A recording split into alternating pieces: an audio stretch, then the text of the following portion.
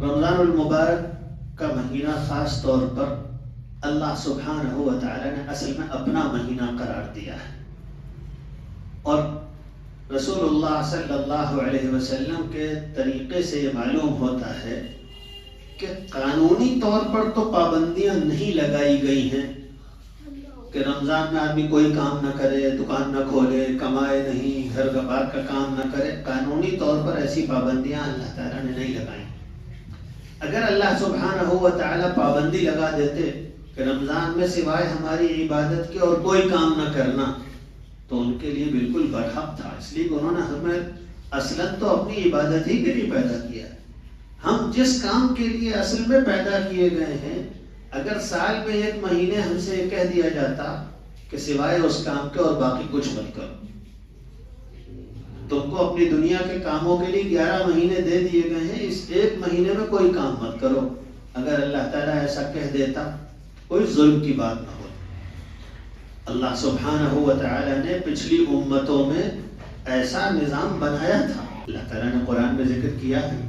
کہ ہم نے بنی اسرائیل سے کہہ دیا تھا کہ ہفتے میں ایک دن صرف ہماری عبادت ہوگی اور کوئی کام نہیں ہو۔ اور ابھی بھی جو آرتھوڈاکس قسم کے یہودی ہیں اور اپنی شریعت کی پابندی کرتے ہیں، وہ سنیچر کے دن کچھ بھی نہیں کرتے، کوئی کام نہیں کرتے، کوئی چیز نہیں خریدتے، کوئی چیز نہیں بیچتے، یہاں تک کہ میں نے خود دیکھا کہ اس دن وہ بجلی بھی نہیں جلاتے، کہ جب بجلی جلائیں گے تو ہم اس کا مطلب بجلی کا کرنٹ کنزیوم کر رہے ہیں اور اس کے پیسے دیں گے تو یہ خرید و فروخت ہو جائے گی۔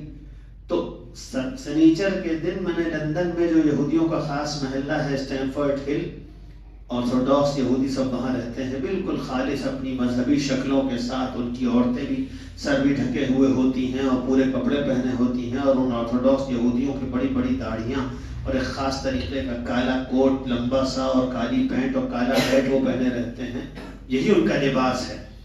سنیچر کے دن وہ اپنے گھروں میں نہیں جاتے، شام کو باہر بیٹھے رہتے ہیں اس وقت تک جب تک کہ سورج غروب نہ ہو جائے، آج لائٹ نہیں خرچ کریں گے، اس طرح وہ پابندی کرتے ہیں۔ تو یہ بات تو بیچ میں آ گئی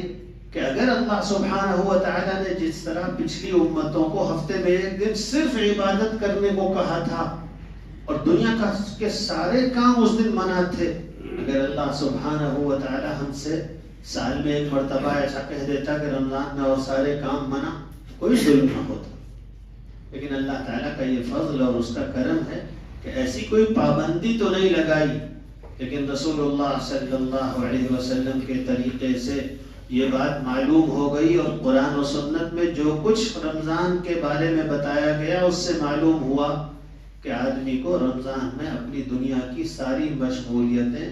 کم سے کم کر لینی چاہیے، جتنی کم کر سکے۔ پابندی تو نہیں لگائی، مگر اچھا وہی شخص ہے اور خوش نصیب اور باتوفیق وہی آدمی ہے جو رمضان میں کام دھام کم سے کم کر لے۔ اللہ تعالی ہم سب کو توفیق عطا فرمائے۔